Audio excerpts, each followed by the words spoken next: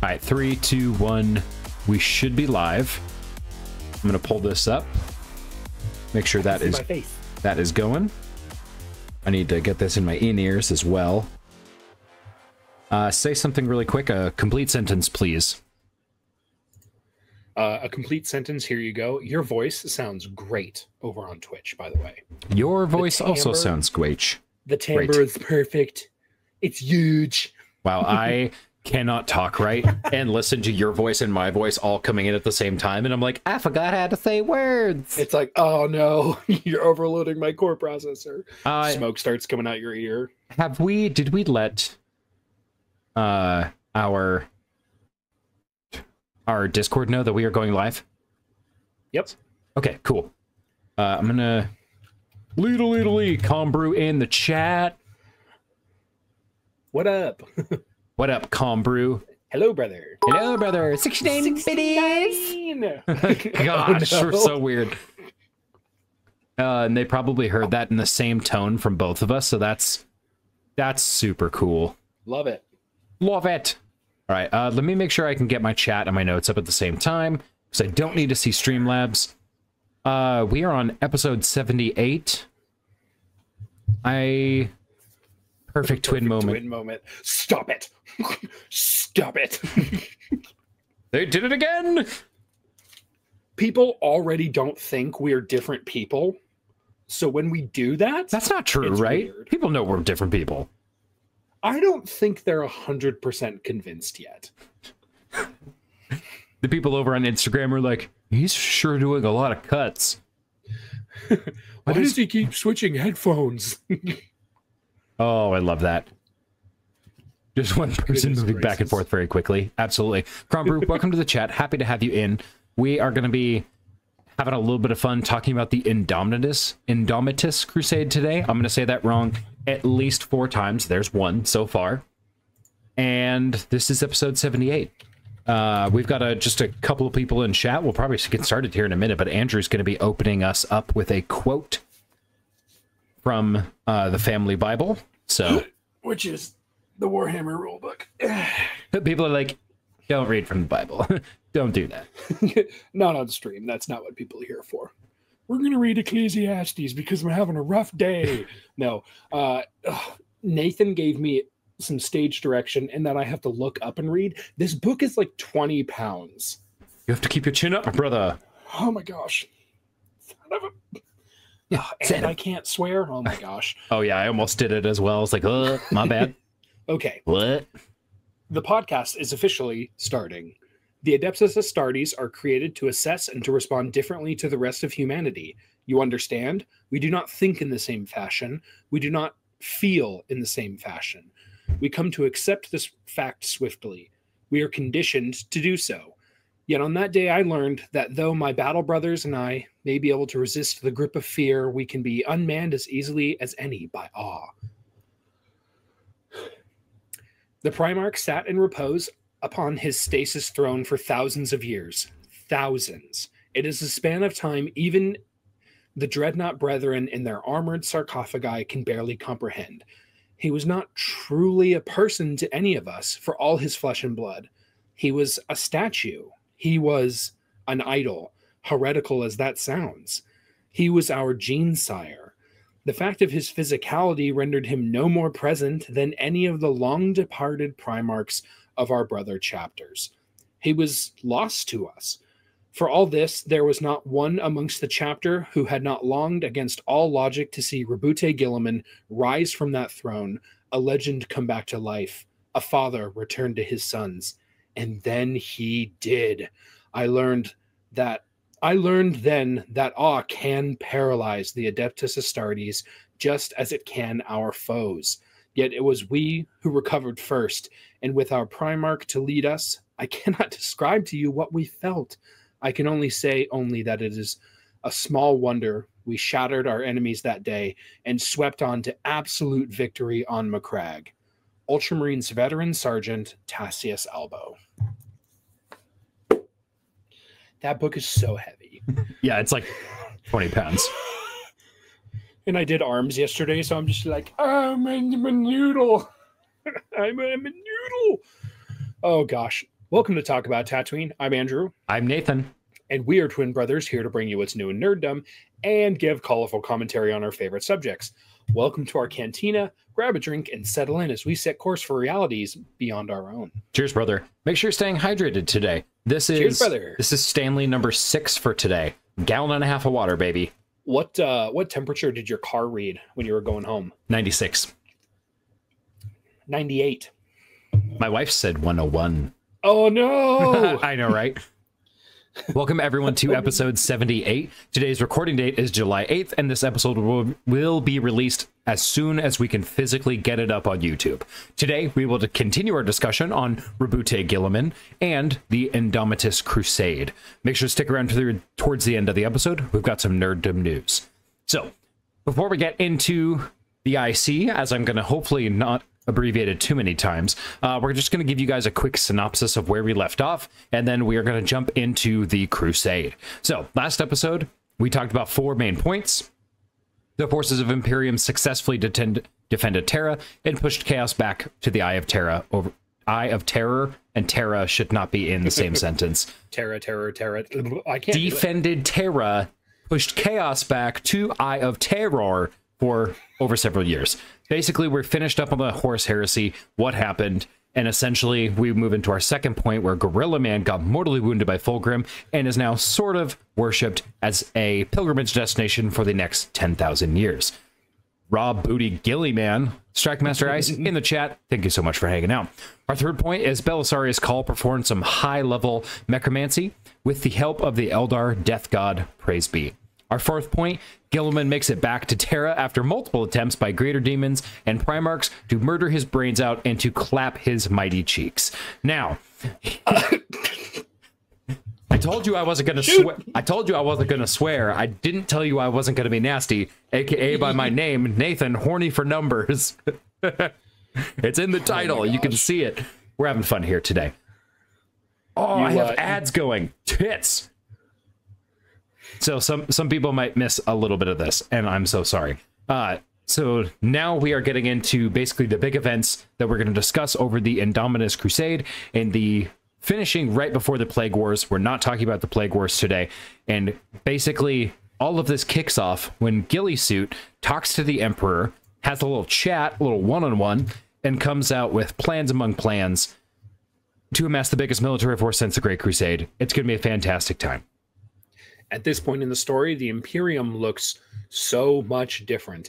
Guilliman receiving aid from the Eldar basically at every turn.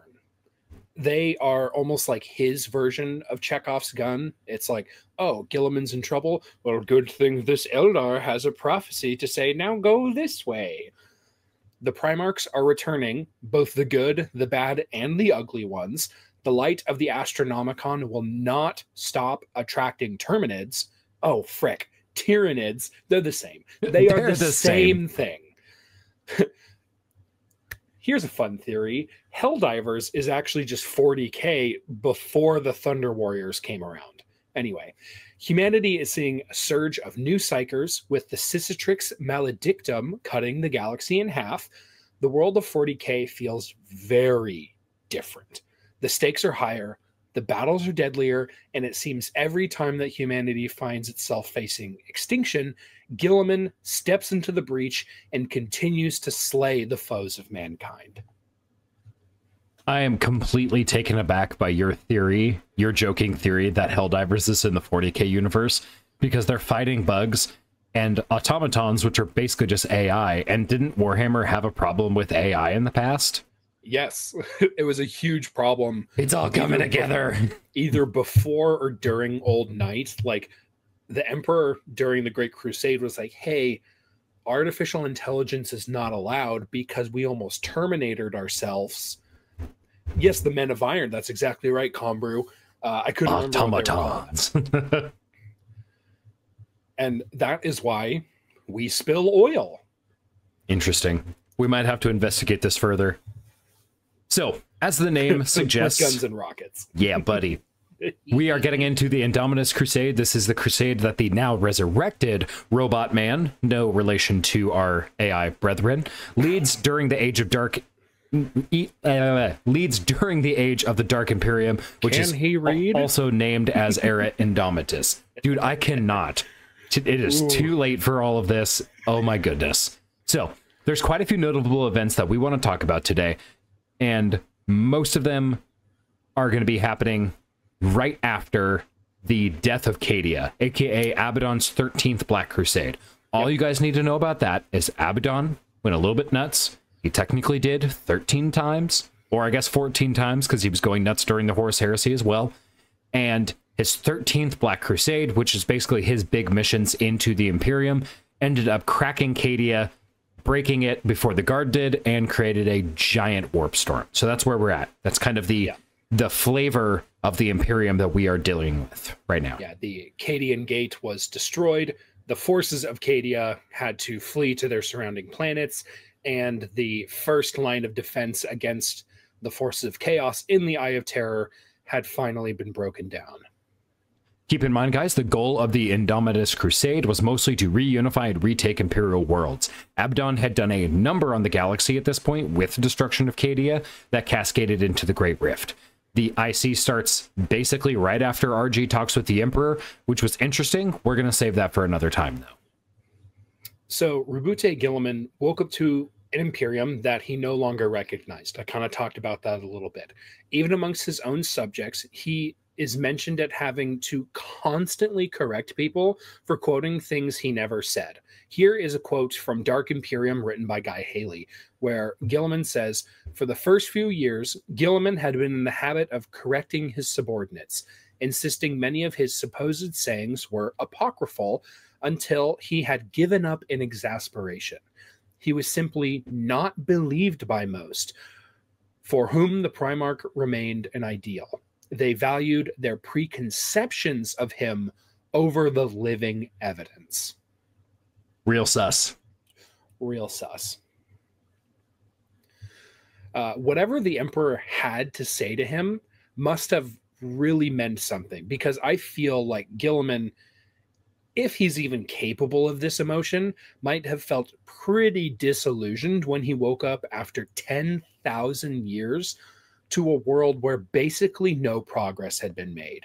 In that 10,000 years, mankind almost like went extinct like 3 times because there was so much infighting in the Imperium, plus their adversaries attacking them from all sides.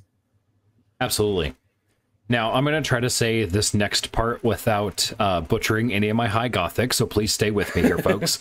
So the Crusade gained most of its forces as it was mustering from the Imperial Guard, or the Astra Militarum, the Mechanicum, Adeptus Custodes. I don't have the high Gothic name for Sisters of Battle because I forgot to rate it.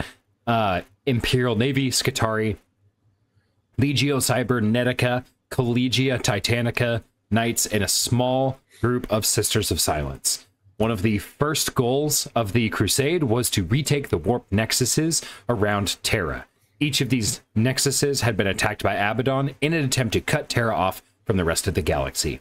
Adepta Sororitas. Thank you, Combrew, in the chat, always being an absolute homie.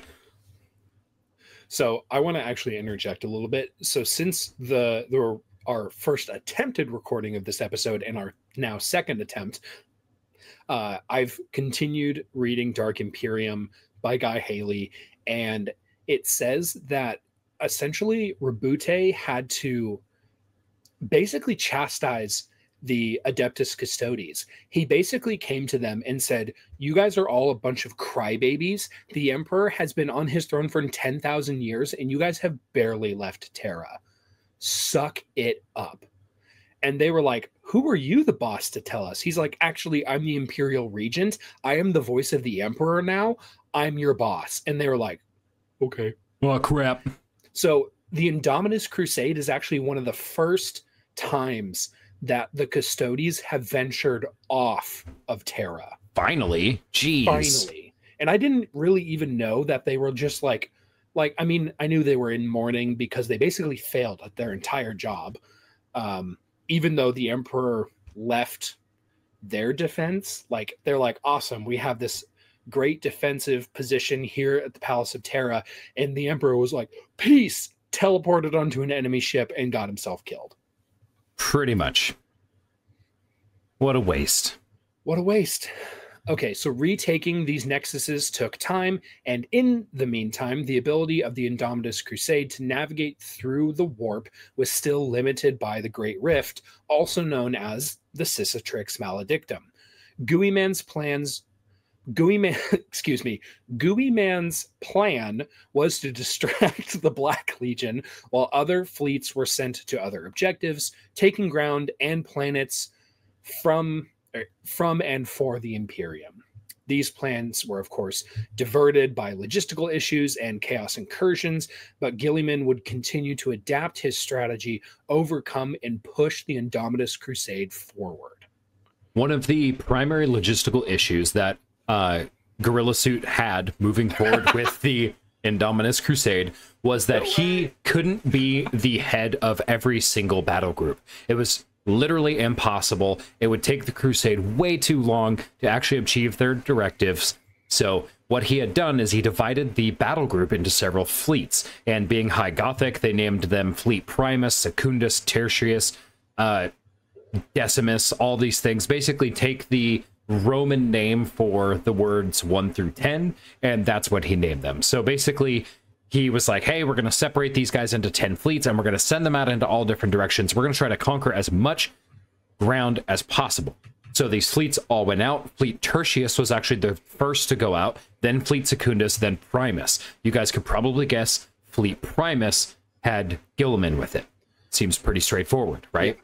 So in these fleets, they would go out in different directions, basically trying to sweep chaos out of the systems and cleansing the areas as they went, moving, basically creating an area of control around Terra and eventually into the Sol system.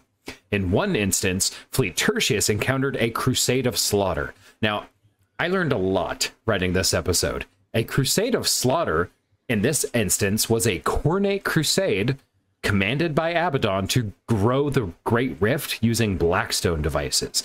Now, if I just said a bunch of stuff that doesn't make sense, that's not even the first time I've used that sentence on the podcast. So, a Crusade of Slaughter is exactly what it sounds like. You don't have to read into that too much. A Khornate Crusade just means that these figures that were fighting in the Crusade were part of Khorne's farmers. Demons, yes. Did you say farmers? Oh my goodness. Yes, okay, nerd. Khorne, spelled Khorne. Blood for the Blood God, skulls for the Skull Throne. That sentence is all the lore you need to know about Khorne, the god of blood. Yes. The blood god. He desires violence and he will get it.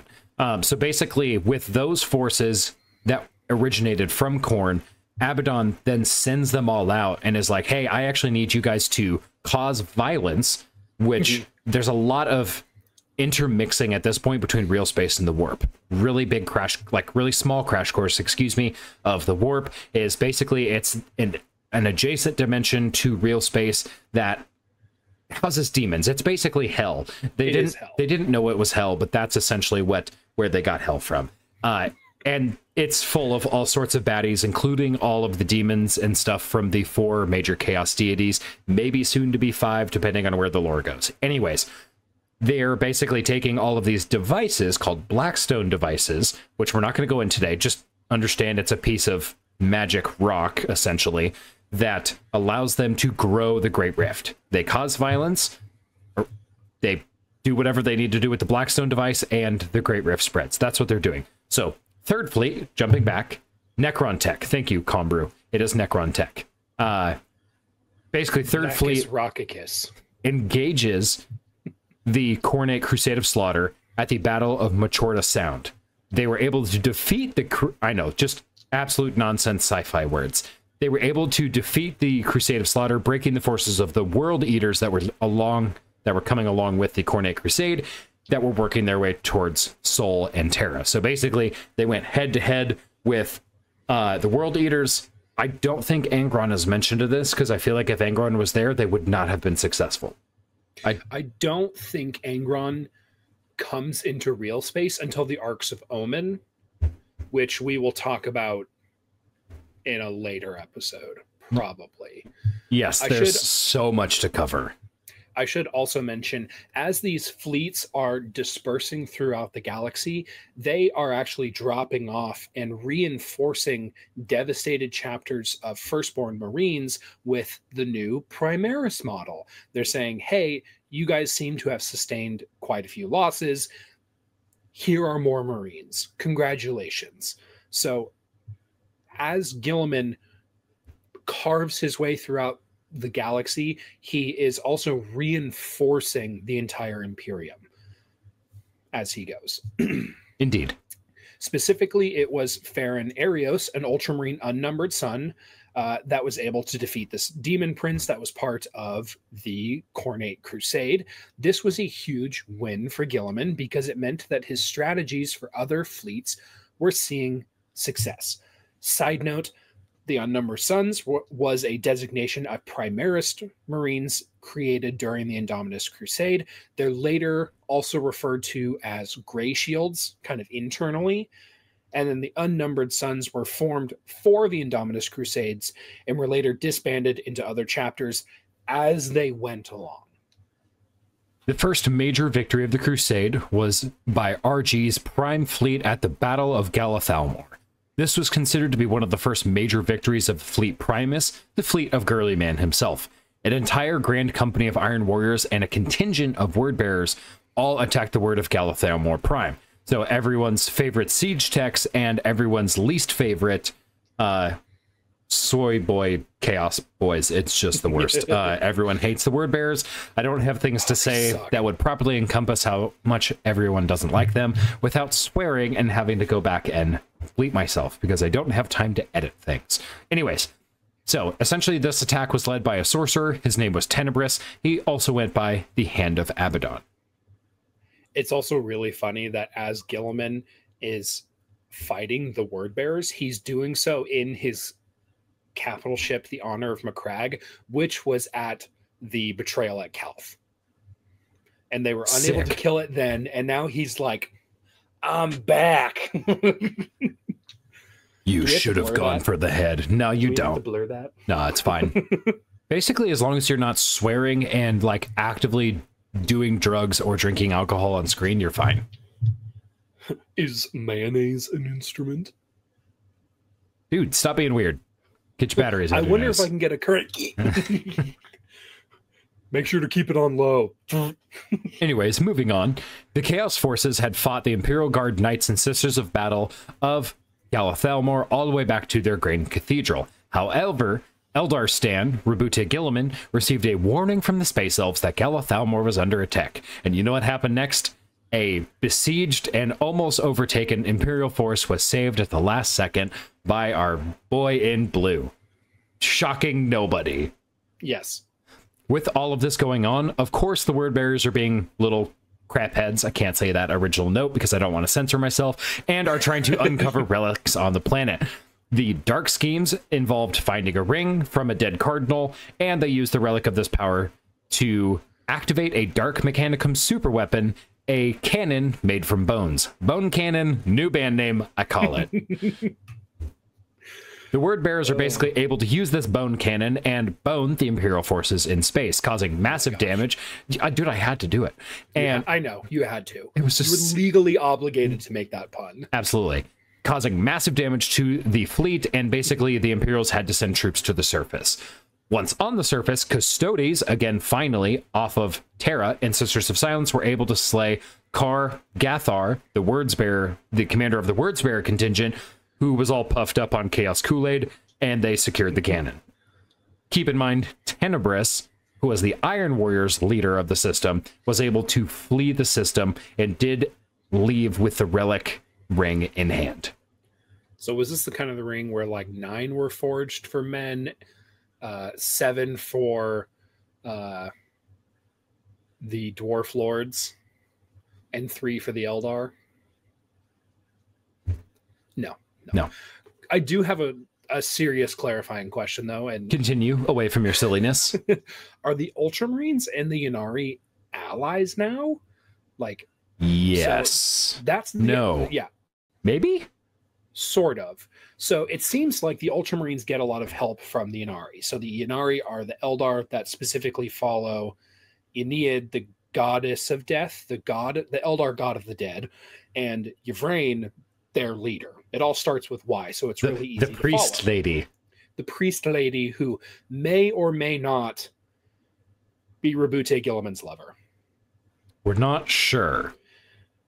Anyway, I'm very confused by all this. I remember the first time that I heard that Guillermo was rezzed by the Eldar, and I was like, that seems really sus. It is kind of sus. Super sus. Like, I bet like both of the Ordo Malleus and the Ordo Xenos were like looking around the corner like, what are they doing over there? What are you doing, big guy? Should you be doing that? It's a smoothie with the ostrich meme. So this isn't even the first time they get help from the Eldar. The Eldar are basically intervening at every point right now to help out the Imperium, because the Eldar are like, hey, we lost all of our people to chaos in one fell swoop because of the birth of Slaanesh, which we will not go into today. And they're like, the Imperium's losing, and if the Imperium loses, everybody loses. So it's really not a good time if they don't get ahead of this. So it's the enemy of my enemy is my friend. Yes, indeed. Okay. And an important logistical note as well that I kind of threw in here very sporadically is that a little bit of retconning happened. Games Workshop originally had the Indomitus Crusade lasting 100 years. And they retconned it down to 12, and it technically doesn't have an end date yet. So just keep that in mind. Yeah. I'm kind of interested that they haven't just outright said it's ended, because once they get into the 4th Tyrannic War, I feel like they're going to be like, hey, we're not really crusading anymore because we're fighting for our lives.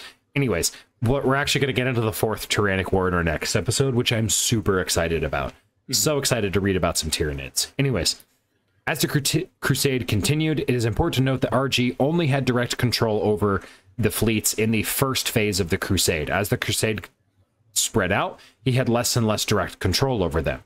So these all had their own detachments, different Imperial fortresses, and different objectives. So please keep that in mind.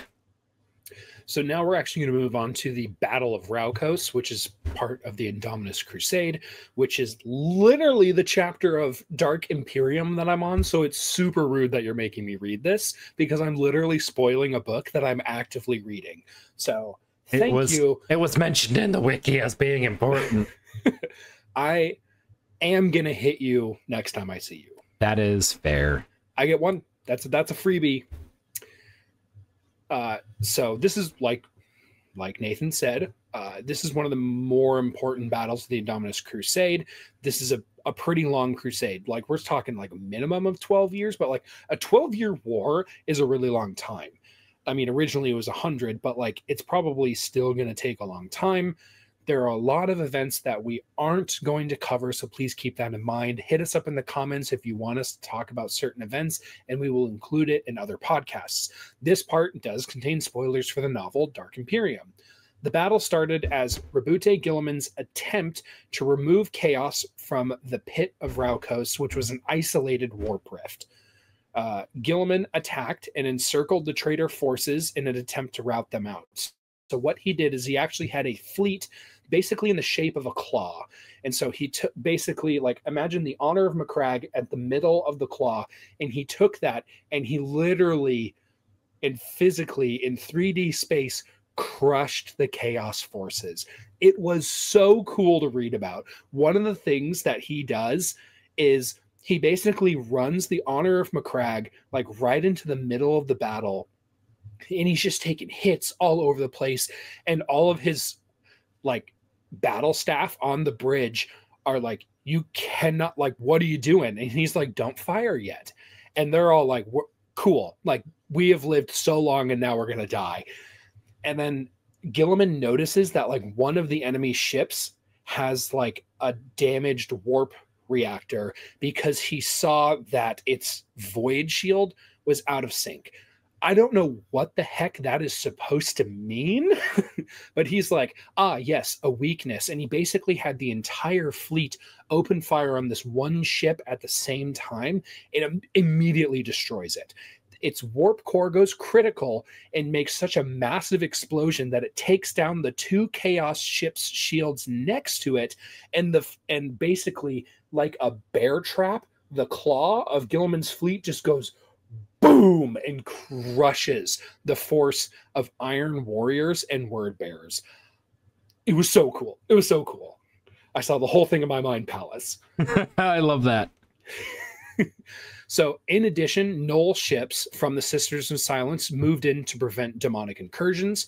So, what happened is they moved themselves between the planet Raukos and the actual Warp Rift. And because they are a psychic null, even their ships are psychic nulls, similar to the Islamari from Star Wars. If you gather enough of them together, they block out the Force, or in this case, the warp. Guilliman was like, you are not getting any demon reinforcements. I have cut you off from the rest of your force. And they completely rout the space forces of the Chaos fleets. And then he's like, all right, let's take the planet. That's where I'm at in the book. So, and I'm having so much fun. Guy Haley does a lot of the Horus Heresy stuff, and it's spectacular. At this point, forces are deployed to the planet inside the pit, which is designated as 108/Beta Calipus-9.2, which, while the battle in space raged on, the Imperium outnumbered Chaos forces, and they were basically blown out of the sky, like I said. They had no chance because they didn't have those demon reinforcements.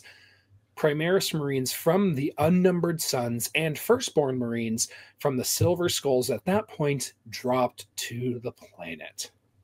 This planet-side spearhead was led by Inceptor squads, who landed on the Iron Warrior stronghold and began to dismantle the anti-air capability. It's kind of hard to shoot your enemies out of the sky if you got no guns. With the ability to strike the skies effectively neutralized, additional troops, heavy armor, and even Titans began to make their way planet-side.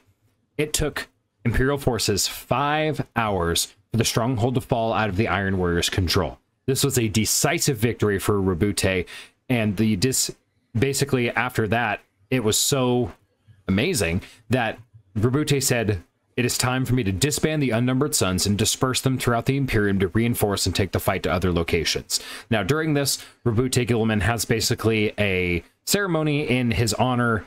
I guess it's not really like self-aggrandizement, but it's very much to provide morale for the troops. So this event was... party. This event was akin to the Triumph of Ulanor. In attendance were 20,000 Primaris Marines, 40,000 Firstborn Marines, 3 Sisters of Battle convents, 2 million Imperial Guardsmen and Imperial Navy personnel, the troops representing Skitarii, Titans, Knights, Custodes, and Sisters of Silence.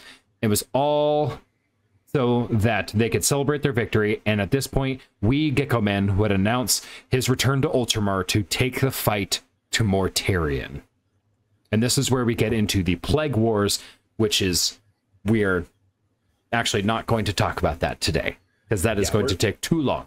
The Plague Wars will be their own episode, if not multiple parts. So it's really interesting. So the Indomitus Crusade, basically, Rabute Guilliman takes the Codex Astartes, which said that we are not going to do legions anymore. We're going to do chapters, which are much smaller, so that when and if they do rebel, which does happen, like there are entire chapters that continue to fall to chaos as, I guess, the 40K timeline moves on. It's actually really sad. The only chapter where that doesn't happen to is the Grey Knights.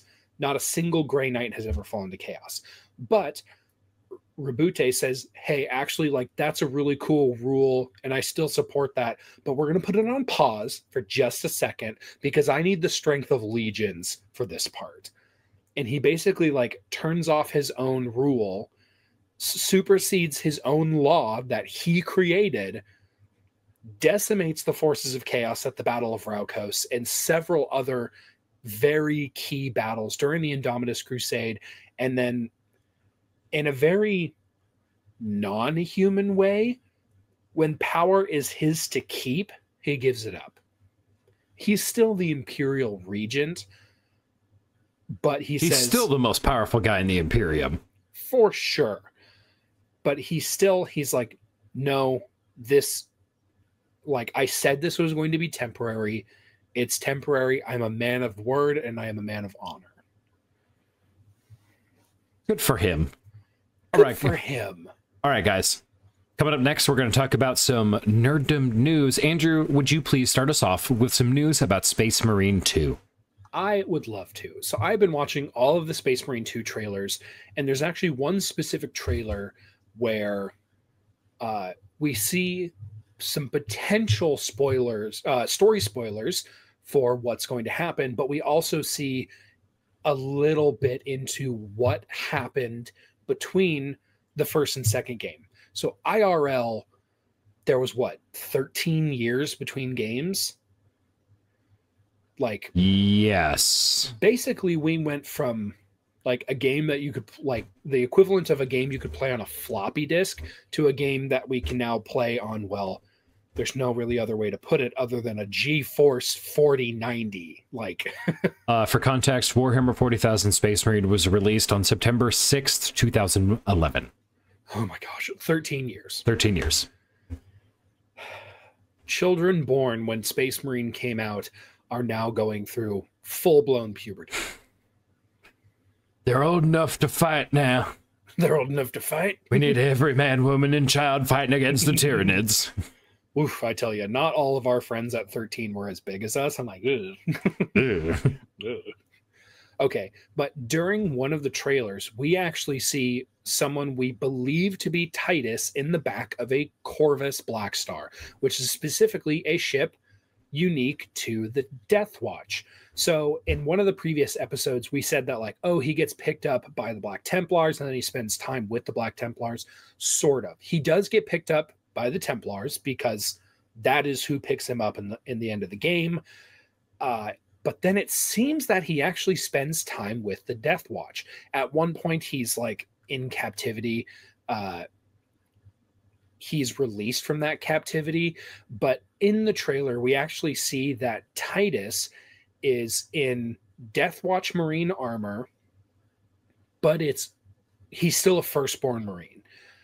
This is before Belisarius Cawl transforms the legions from the firstborns into the Primaris. So Titus gets yeeted off of the Black Star and falls to a jungle planet. This is probably the planet Kadaku, which also is shown to have trees and is has very heavy vegetation in it. It's all coming together. The gameplay we see on Kadaku seems like it's very early on. We actually only see Titus really use his bolt rifle, his chainsword, his knife, and potentially his power fist. However, the gameplay also shows him in his Ultramarine armor. So, how are these two things connected? My theory is that the flashback from Titus in the Death Watch will actually take place on the planet Kadaku, and as the Fourth Tyrannic War rages across the Imperium. I think during this time in the Death Watch, this was an advanced fleet, potentially one of the arms of Leviathan, i.e. High Fleet Nautilin, Prometheer, or Grendilus. It's possible that the gameplay, we will be as Titus as a Death Watch Marine, or we'll be able to play as him as a Death Watch Marine, but they used his Ultramarine model in the trailer to avoid spoilers, or the Death Watch clip is just a clip. Personally, I would really like to be able to play as Titus in the Death Watch. It reminds me of one of my favorite 40k books written by C.S. Godot called Warrior Brood, in which the Death Watch fight off, you guessed it, Tyranids. Ooh, that'd be fun. Oh, it'd be so fun. So, all that to say, we might get to play as Death Watch Marines in Space Marine 2 if there's a flashback sequence. Coming up next, we also have some news about Star Wars Outlaws. Guys, it's ready, and so is my body and mind. Just so you guys are reminded, Star Wars Outlaws is released this year, August 30th of 2024. Ooh. This game is set to release on PlayStation 5, Windows, and Xbox Series S/X. So, super excited. Cannot wait. We will be streaming that. So, I'm going to bring you some news that is not as fun, but it's good and bad, so just please keep that in mind. Outlaws is coming with a season pass. I'm not stoked about that, because Back in my day, when you bought a video game, you got all the content with it. Which isn't even entirely true. DLC has actually been a thing for a super long time. Anyways, we won't get on that soapbox. But it's going to be coming out with a Season Pass, and it sounds like it will be more like a traditional DLC than anything else. Typically, Season Pass usually comes with like exclusive cosmetic items, but Outlaws will actually feature narrative expansions as a part of this extra purchase. So that's good. At launch, it will come with 1 extra mission, a cosmetic, and then down the road will include 2 more narrative expansions. It is unclear if it will provide exclusive rewards in an actual season format like most multiplayer games possess. Also, it comes out to a whopping 110 USD for the base game and the Season Pass. That's a ball buster, a wall wrecker, and one could even say a capitalist kick in the balls. I enjoyed the way you censored that, because I had written something else at the very end. It was more fun the first time. Which, to be fair, I would have had to bleep it anyway, but still. Yeah. So we're going to go back to a little bit more 40K news. Dark Tide recently got an update. This is the Machine God update patch. It's not a DLC. You don't have to pay for it. It's just free. You get it. It comes with 4 new weapons. It comes with some balance updates, UI fixes, and miscellaneous other changes. A lot of the weapons did get changed or tweaked just a little bit. For starters, we got some new weapons. Like I said, we got the Shock Maul, a pickaxe for the Ogryn, a bolt pistol, and a double-barreled shotgun. Also, the Recon Lasgun got a damage buff. This is like one of my favorite weapon variants, so I'm really excited to jump back into my soldier build. Also, I'm really excited to add the bolt pistol into my Psyker build, because the ranged weapons of the Psykers, if you're not using their force staffs, are very lackluster. So having a bolt pistol option is huge. Like, I already think the Psyker is the best build in my opinion, and this is just icing on the cake, really. The pickaxe is the first 2-handed melee option for the Ogryn, so I'm actually really excited to see how well that does. The Ogryn is my least developed character. I'm not really an Ogryn main. My character Bonk has seen the least amount of play over any of my other characters. Quick thing, Andrew, can you tell the folks at home how you spell Bonk? So I spell Bonk, Bonque. And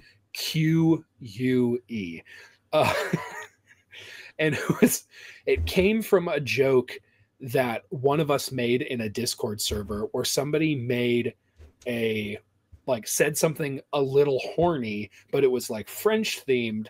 And so I wrote out bonk, like Bonque. And it was the single funniest written joke I've ever made in my entire life. And I peaked so early, it kind of hurts. And it was only one word.